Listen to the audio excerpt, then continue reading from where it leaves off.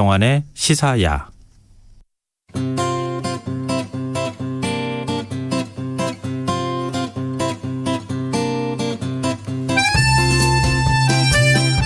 미국이 지난달 영국, 호주와 함께 외교 안보 3차 협력체인 오커스를 출범시켰습니다. 중국을 견제하기 위한 공동 전선을 호주로까지 확대시킨 건데요.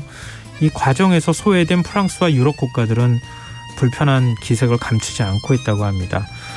이런 가운데 오커스가 아시아 군비 경쟁을 촉발할 수 있다, 이런 우려까지 나오면서 우리나라에 과연 어떤 영향을 미칠지 그 파장에도 관심이 쏠리고 있는데요. 세계이면 오늘은 오커스 동맹에 대해서 얘기 나누겠습니다.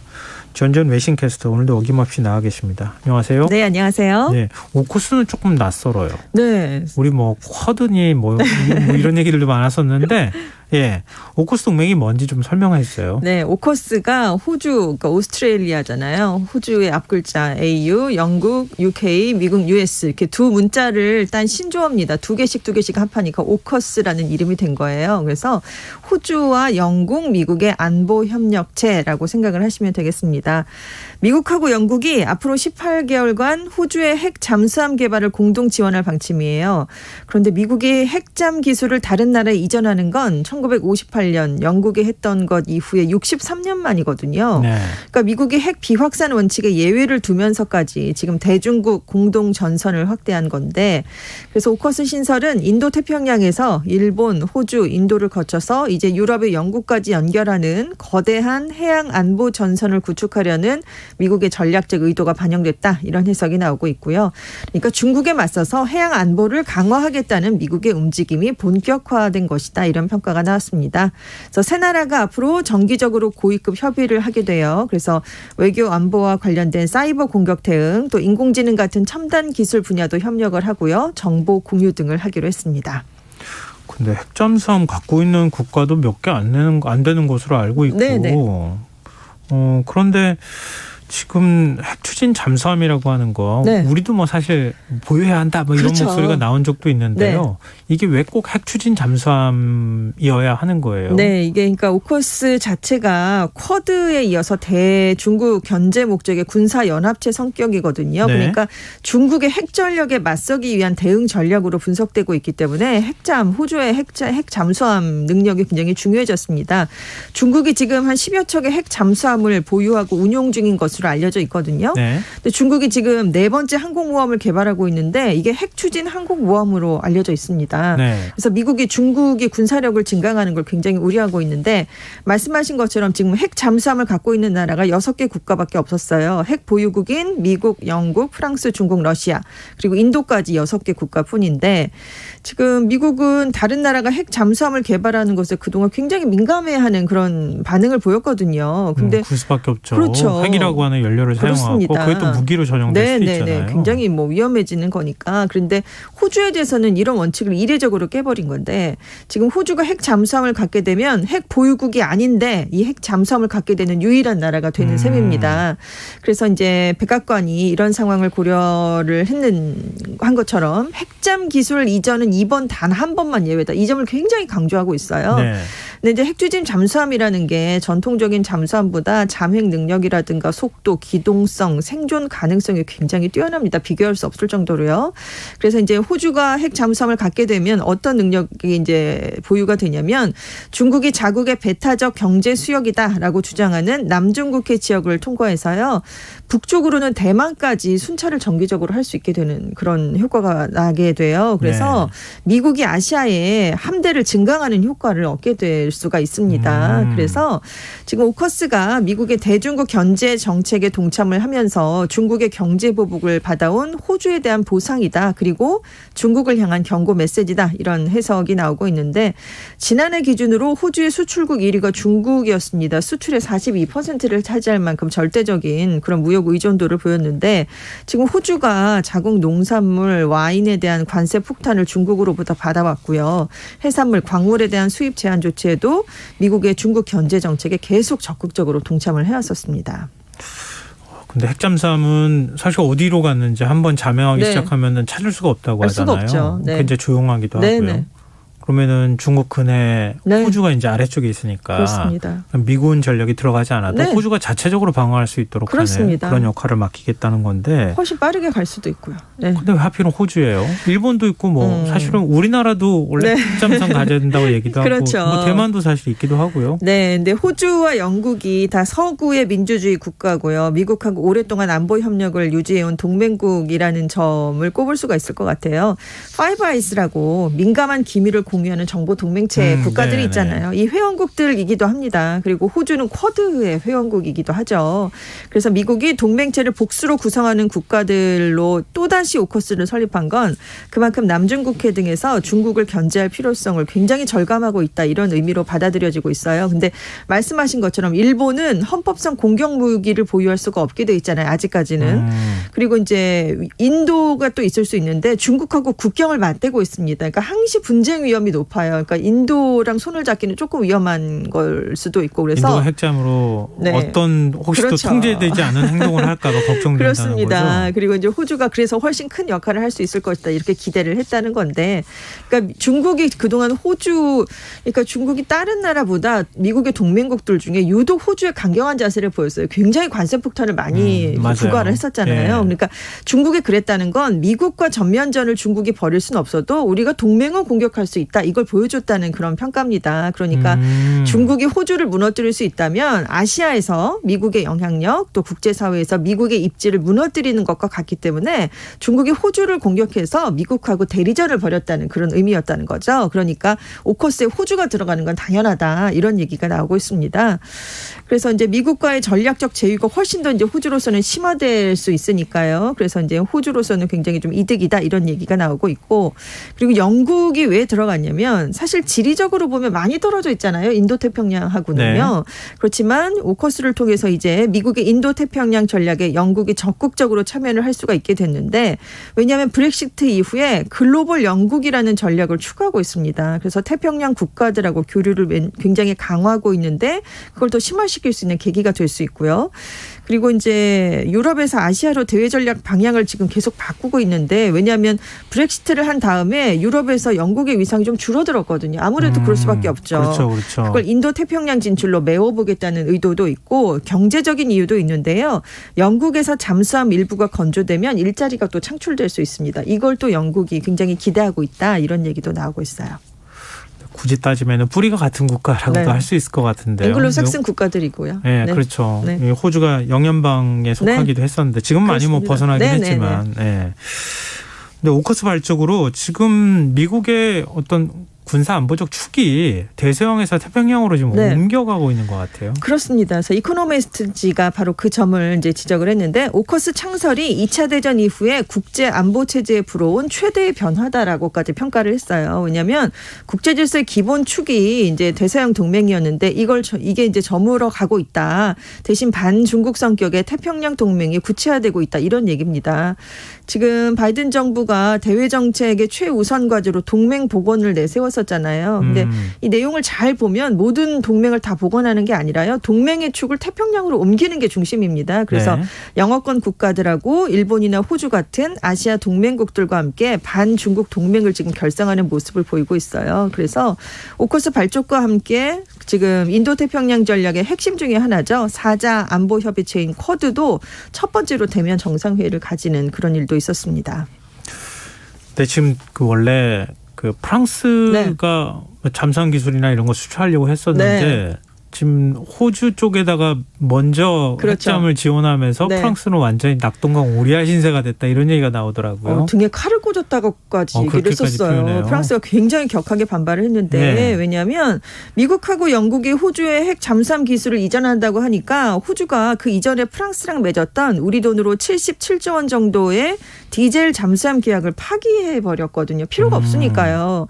그러니까 프랑스가 호주에 12척의 재래식 공격용 잠수함을 제공 제공하는 계약을 맺고 이게 50년짜리 계약이었거든요. 네. 그래서 프랑스가 태평양 지역에서 중국의 성장에 대응하는 유럽 전략의 토대로 만들겠다 이런 계획을 세우고 있었는데 이게 이제 어긋나 버리게 된 거죠.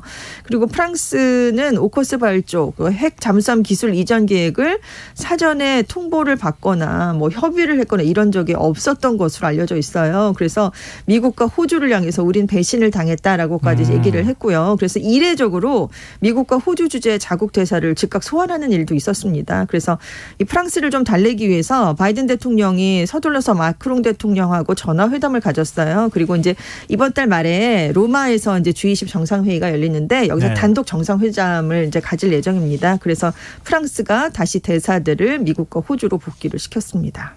근데 미국이 이런 걸 몰랐을 리는 없을 것 같고요. 그렇죠. 프랑스에서 아니 이게 한두 푼도 아니고 77조 원짜리 네. 어찌 보면 뭐 군사적인 계약이긴 네네. 하지만 수출 계약을 맺은 거잖아요. 그렇습니다. 그거 깨버리게 만들었는데 네네. 왜 이렇게까지 무리수를 뒀을까요? 그러니까 미국이 태평양 지역에서 지정학적 우위를 유지하기 위해서는 호주가 굉장히 필요했다는 건데요. 근데 이제 여기에서 중요한 게 미국이 지금 대립하는 국가 중에 가장 신경을 쓰는 게 중국인데 네. 프랑스가 그동안 중국에 대해서는 독자 노선을 많이 강조해왔다. 이런 점이 지금 분석으로 나오고 있어요. 왜냐하면 대서양 동맹들이 사실 2차 대전 이후에 이제 뭐 같은 편으로 계속해서 활동을 해왔잖아요. 근데 네. 시간이 흐르면서 조금씩 입장이 달라졌는데 특히 중국의 위협에 대해서는 유럽하고 미국이 조금 다르게 보려는 움직임이 좀 많았습니다. 근데 그 선두에 프랑스가 있었다는 거죠. 그래서 마크롱 대통령이 미중 사이에서 유럽이 취해야 할 입장은 전략적인 균형이다. 이런 걸 굉장히 내세웠고 작년 12월에 유럽연합하고 중국의 투자협정 합의를 주도했었어요. 그래서 네. 미국이 굉장히 불편해하는 그런 심기를 감추지 않았던 그런 상황이었습니다. 근데 이제 마크롱 대통령도 사실 미국과 그러면 완전히 갈라설 것인가 그건 아니죠. 근데 이렇게까지 그런 강하게 왜 반발을 했을까 보면 내년 4월에 또 대선이 있거든요. 네. 그래서 대선에 영향을 미칠 걸 굉장히 이제 우려하고 있는데 실제로 야당에서 프랑스가 공개적으로 굴욕을 당했다라고 마크롱 대통령을 비판하고 나섰습니다. 그런데 일부에서는 또 오히려 마크롱 대통령의 입지를 강화시킨 측면도 있다. 왜냐하면 이제 마크롱 대통령이 계속해서 더 강력하고 더 자율적인 유럽의 주권을 강조해 왔거든요. 그러니까 봐라 마크롱 대통령이 주장이 옳았던 게 아니냐 뭐 이런 식으로도 또 활용이 될 수 있다. 이런 분석이 함께 나오고 있습니다. 근데 지금 마크롱 대통령 얘기도 하셨지만 네. 이러면은 앞으로 우리 EU는 EU대로 행동할 네. 거야. 미국하고 지금 나토 이거 네. 뭐 이제 중요하겠어? 뭐 이런 반응이 나올 수도 있을 것 같은데요. 네, 그러니까 미국이 외교 정책 우선순위를 러시아 견제에서 이제 중국 견제로 옮겨가면서 네. 유럽 국가들이 우려하고 있는 건 나토에 대한 미국의 지원이 줄어들 수도 있다. 이걸 지금 실제로 우려하고 있어요. 그래서 지금 비영어권 국가들, 특히 유럽 국가들이 굉장히 이번 오커스 발족으로 큰 소외감을 느끼게 됐다. 이런 평가가 나오고 있는데 지금 그래서 유럽에서는 우리가 자력으로 살아남아야 된다. 이런 목소리가 어느 때보다 높아지고 있어요. 그래서 오히려 EU 서부 발칸 정상회의가 열렸는데 최우선 의제가 유럽의 군사통합과 안보협력 추진, 자율성 강화였습니다. 네. 그러니까 미국의 일방적인 아프간 철군 때도 많이 소외를 당했었잖아요. 유럽이. 거기에 오커스까지 출범을 하니까 이 대서양 동맹을 이렇게 유지를 해야 되나 약간 이 회의감이 지금 슬슬 나오고 있는 상황이에요. 그래서 프랑스랑 독일이 그동안 유럽 자체 방위군을 창설해야 된다라고 했지만 약간 이제 많은 호응을 얻지 못하고 있었는데 이것도 지금 실제로 추진력을 얻는 분위기가 형성되고 있습니다. 그리고 EU는 이게 잠수함 계약 파기가 그럼 프랑스만의 문제인 것인가? 아니다. 앞으로 인도 태평양 지역 안보랑 관련한 유럽의 이익이 미국의 이익과 좀 대립하게 되면 이걸 양립해서 우리가 가져갈 수 있겠느냐 뭐 이런 신호를 보고 있다는 거죠. 그러니까 EU의 위기로 지금 프랑스의 위기를 함께 지금 보고 있는 그런 상황입니다. 그리고 이제 중요한 점은 오커스가 영국이 브렉시트를 한 이후에 미국이 영국이냐 EU냐 가운데 영국을 선택했다 이런 걸로도 받아들여줄 수 있다는 거죠. 그러니까 이제 미국에 대한 의존이 좀 위태롭다. 그래서 EU의 자율성을 키워야 된다. 이런 목소리가 높아지고 있는 상황입니다. 아니 이게 1, 2차 세계대전을 거치면서 네. 유럽 국가를 가만히 내버려두면 또 전쟁한다. 그렇죠. 그래서 그거 대신 나토를 만들어가지고 군사력을 확 줄이고 나토를 통해가지고 그렇죠. 뭔가 러시아를 당시에 소련이겠지만 견제하자. 네네. 이런 취지였잖아요. 네네. 근데 이게 깨지게 생겼는데요? 그런데 이제 EU가 이렇게 독자성을 강조하고 중국과 조금 가까워진 모습을 보인다고 해도 나토를 기반으로 한 미국과 유럽의 전통적인 동맹이 굉장히 이제 역사가 깊고 그런 뿌리가 있기 때문에 단번에 깨지기는 어렵다. 이런 분석들이 굉장히 많아요. 그래서 사실 미국도 지금 프랑스랑 관계 회복을 시도하고 있거든요. 그래서 지난달에 유럽연합과 미국 간의 무역기술위원회를 열었는데 이게 사실상 중국 견제를 위한 협력의 하나였어요. 그리고 또 이제 유럽도 서유럽만 있는 게 아니고 동유럽 국가들도 많거든요. EU 안에. 이 동유럽 회원국들은 EU가 독자적으로 방위 체제를 구축하는 것에 대해 좀 회의적입니다. 그래서 여기를 설득하기가 좀 쉽지 않고요. 다만 마크롱 대통령이 미국이 동맹국 프랑스의 중요성을 이제는 안다고 확신합니까? 라고 물어봤더니 일단 두고 보자. 이렇게만 답을 해서 조금 더 지켜봐야 될 것 같습니다. 근데 오커스가 발족하면서 인도태평양 지역의 군비 경쟁도 촉발되지 않을까요? 그러니까요. 오커스 때문에 호주가 앞으로 8척의 핵 잠수함을 보유할 수 있을 것으로 전망이 되는데요. 지금 중국이 한 12척 정도를 갖고 있는데 2030년까지 21척으로 늘어날 것 같습니다. 그러니까 앞으로 10년 동안 호주가 어떻게 움직이느냐에 따라서 중국이 핵 잠수함 기술을 더 키울 수가 있어요. 그리고 추가적인 기술 개발에 더 적극적으로 나설 가능성이 있고요. 중국이 이렇게 나오면 중국과 해상에서 영유권 분쟁을 벌이고 있는 국가들이 영향을 미치죠. 대만, 일본 그리고 우리나라의 군비 경쟁도 가속화될 수 있고요. 특히 일본이 지금 국방비 지출을 국내 총생산의 1% 이내로 제한하고 있거든요. 이것도 일본에서 이러면 재검토해야 되는 게 아니냐 이런 목소리가 당연히 나오고 있습니다.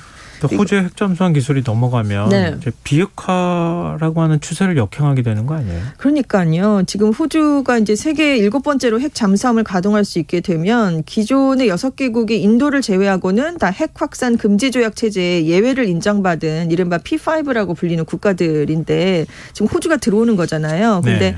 핵 잠수함 추진 원자로의 핵심 기술이 고농축 우라늄인데 사실 이게 그냥 핵무기의 핵심 기술하고 똑같은 거거든요. 네. 근데 기존 핵 잠수함 보유국 6나라 다 핵 무장을 한 것이어서 호주의 핵 잠수함 보유와 비핵화가 동시에 실현될 수 있을 것인가에 대한 우려가 당연히 나올 수밖에 없습니다.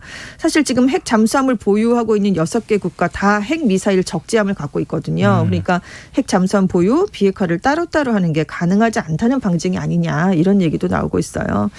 근데 중국이 이렇게 오커스의 발족에 특히 더 긴장하는 이유가 있을까요? 지금 미국이 뭐 일본들과의 양자 동맹이라든가 아니면 아주 뭐 쿼드 같은 다자 협의체를 통해서 중국을 포위하는 이중 포위망 전술을 구사해 왔는데 근데 이제 자세히 좀 들여다보면 쿼드에 참여한 인도는 경우에 따라서 중국하고 또 협력을 하고 있거든요. 네. 일본도 경제 문제에 있어서는 중국을 외면하기 힘든 상황이어서 미국의 대중 압박에 틈이 생길 수밖에 없었습니다. 근데 호주는 경제 관계가 악화됐는데도 불구하고 대중 견제에 굉장히 적극적으로 동참을 했잖아요. 그래서 미국이 아쉬웠던 틈을 메워주게 됐다 이런 평가가 나오고 있어요. 그리고 이제 앵글로색슨이라는 문화적 배경, 백인 이런 인종적 동질감도 있어서 중국이 파고들 틈이 적다 이런 얘기가 나오고 있습니다. 또 어찌됐든 중국은 미국의 봉쇄 전략을 좀 뚫어야 될 필요가 있지 않겠어요? 그렇습니다. 그래서 지금 중국이 당장 미국이 가입을 거부한 포괄적 점진적 환태평양 경제 동반자 협정 CPTPP라고 하잖아요. 여기에 갑자기 가입을 신청했어요. 그래서 이게 오커스 출범과는 무관하다라는 입장이지만 사실상 오커스에 대한 맞대응이다 이런 해석이 나오고 있는데 왜냐하면 여기 회원국 11개 중 국가 중에서 6개국이 지금 대외 무역의 20% 이상을 중국에 의지하고 있거든요. 네. 그러니까 중국은 안 된다. 라고 명시적으로 반대하면 이 양자 무역 관계에 이상이 생길 수가 있습니다. 지금 대만도 우리도 그럼 가입하겠다 이렇게 얘기를 하고 있거든요. 네네. 그래서 그럼 어느 쪽에 가입을 할 것인가 이거에 따라서 지금 국제사회가 어느 나라의 손을 들어줄 것인가 이걸 가늠해 볼 수 있다 이런 얘기도 나오고 있습니다. 근데 지금 우리는 어떻게 해야 되는 겁니까? 앞으로 어떻게 해야 되는 거예요? 그러니까요. 미국이 당장은 한반도 문제에 적극 개입할 여력이 없다는 걸 오커스로 오히려 보여줬다 이런 얘기가 나오고 있어요. 왜냐하면 네. 중국 견제가 더 우선이니까요. 네네. 우선적인 걸 먼저 해결을 해야 되니까 한반도 문제는 좀 밀릴 가능성이 있다. 특히 이제 북핵 문제는 훨씬 더 관망하는 태세가 길어지지 않겠느냐 이런 얘기가 나오고 있고요. 지금 미국이 중국 견제에 적극적으로 동조할 동맹국들과의 관계를 더 최우선시하는 거잖아요. 네. 오커스의 발족이. 그래서 동맹국 서열화 경향을 보이고 있는데 그러니까 미국이냐 중국이냐 택해라라는 것이 훨씬 더 압박이 더 강하게 우리에게도 작용이 들어올 수 있다. 이런 얘기가 나오고 있습니다. 우리 입장에서 훨씬 더 고민스럽겠네요. 그렇습니다. 예, 앞으로 오커스가 우리한테 어떤 영향을 미치는지 우리는 어떤 선택을 하는지 좀 상황을 지켜보도록 하죠. 예, 지금까지 세계이면 외신캐스터 전주현 씨였습니다. 오늘 말씀 고맙습니다. 네, 감사합니다. 오늘 모바일 상품권 당첨자는 홈페이지 공지사항에서 확인하실 수 있습니다. 김성환의 시사야 오늘 여기까지 하겠습니다. 편안한 밤 되십시오.